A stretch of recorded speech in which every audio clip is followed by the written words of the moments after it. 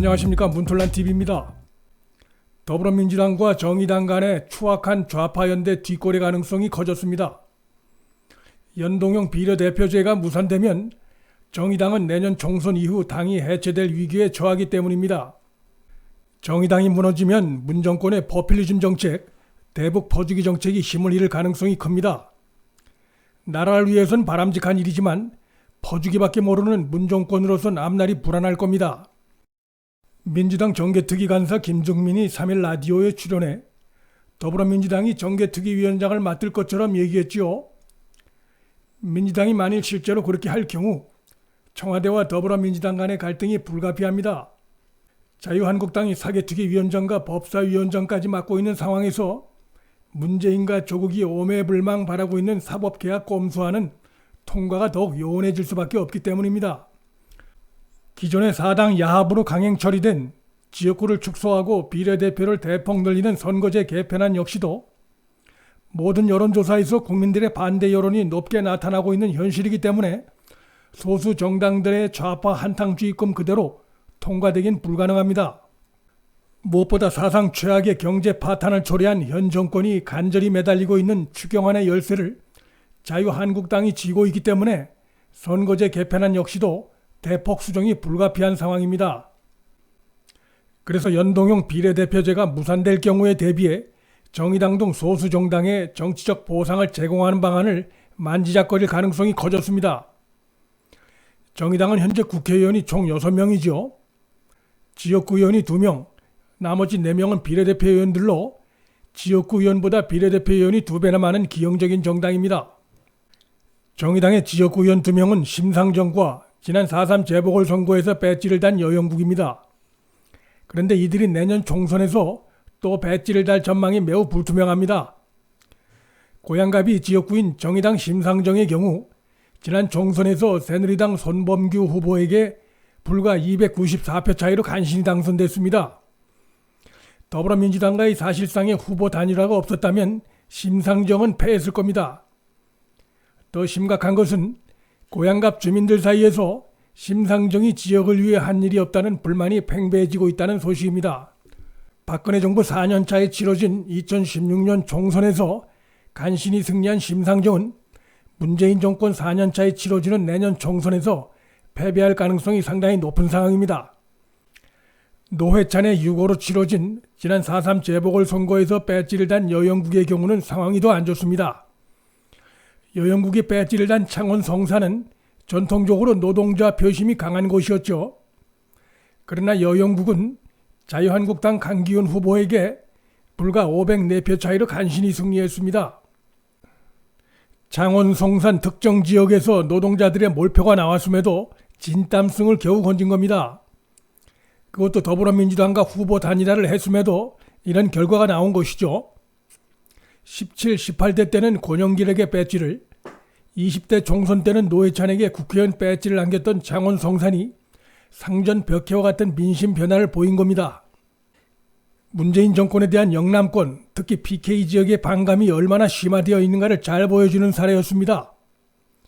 정의당의 김종대나 윤소아 원내대표 같은 비례의원들도 지역구 배지를 달아보겠다고 출마를 준비하고 있지만 전망이 매우 불투명합니다.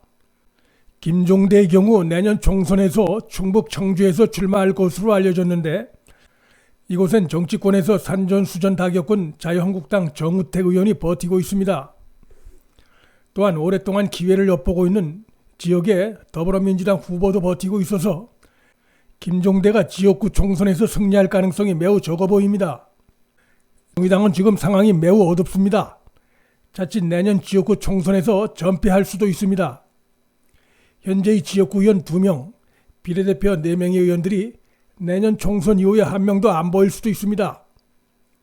최악의 상황까지 예상되니까 정의당 등 소수 정당이 연일 더불어민주당 정권을 향해 연동형 비례대표제를 지켜달라며 공갈반 읍소반을 하고 있습니다.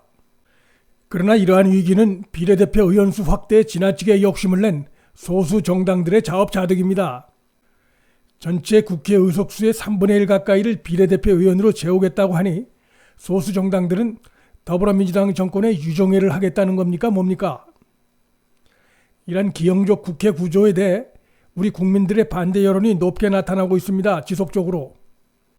배지를 달기 위해서라면 집권 여당의 위성정당, 좌파 1, 2중대라도 하겠다는 소수 정당들의 반민주적 행태가 참으로 한심합니다.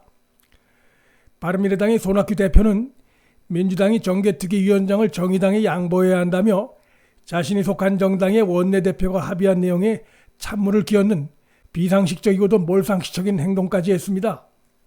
손학규도 보면 볼수록 참 연구 대상입니다. 그런데 민주당이 최근 6.28 3당 합의를 통해 연동형 비례대표제를 포기한 속내를 드러낸 바 있지요. 겉으로는 한국당이 반대하고 있기 때문이라고 하지만 속내는 여론의 반대가 높고 또 한 가지 자신들한테도 유리하지 않다는 판단을 한 겁니다. 연동형 비례대표제가 도입되면 민주평화당이 호남 유권자들의 정당 지지표를 많이 가져갈 가능성이 있습니다. 지난 6.13 지방선거에서 민주평화당은 호남 지역에서 민주당 후보들을 다 물리치고 5명의 기초단체장을 당선시킨 바 있죠. 정의당과 평화당이 의석수를 가져가면 갈수록 민주당의 의석수는 줄어들 수밖에 없고 그것을 걱정하는 당내 반발과 불만은 커질 수밖에 없게 돼 있습니다. 연동형 비례제 도입으로 정치적 로또를 기대했던 정의당 등 소수 정당은 이제 잔뜩 부풀었던 그 꿈이 풍선처럼 터질 상황에 놓여 있습니다. 민주당 정권으로선 좌파 연대 완전 붕괴를 막기 위해 소수 정당을 달랠 카드를 찾고 있을 겁니다. 그것은 마땅한 카드가 안 보이는 민주평화당보다는 정의당에 초점을 맞춘 것일 가능성이 높습니다. 연동형 비례제를 대폭 축소하거나 혹은 포기하는 대신에 정의당을 달래기 위해 차기 총선에 대비한 후보 단일화 카드를 내밀 가능성이 높습니다. 정의당의 전략지역에 무공천을 한다든지 양당 후보 단일화 카드를 물밑에서 은밀히 조율하는 방식이 될 가능성이 큽니다. 지난 방송에서도 언급을 했지만 정의당은 숙주의 빌부터 기생하는 기생충 정치를 그만두기 바랍니다. 그것을 계속하려면 간판을 내리고 민주당에 투항하기 바랍니다. 더 이상 문재인 정권의 홍위병, 위성정당 같은 후진적 정치 행태를 멈추기 바랍니다. 정의당이 지금까지 보인 기생정치 행태는 국민이 정당에 지원하는 피 같은 세금을 축내는 퇴행적 정치 행위입니다. 민주당이 지금까지 정의당과 함께 보이는 정치 행태는 국민을 기만하는 대국민 사기극이고 무책임하기 짝이 없는 정치 행태입니다.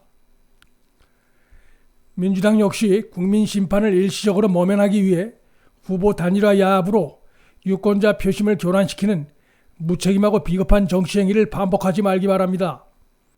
문틀란TV 여기서 마치겠습니다. 좋아요와 구독 버튼을 눌러주시면 방송 제작에 큰 힘이 됩니다. 시청해 주셔서 감사합니다.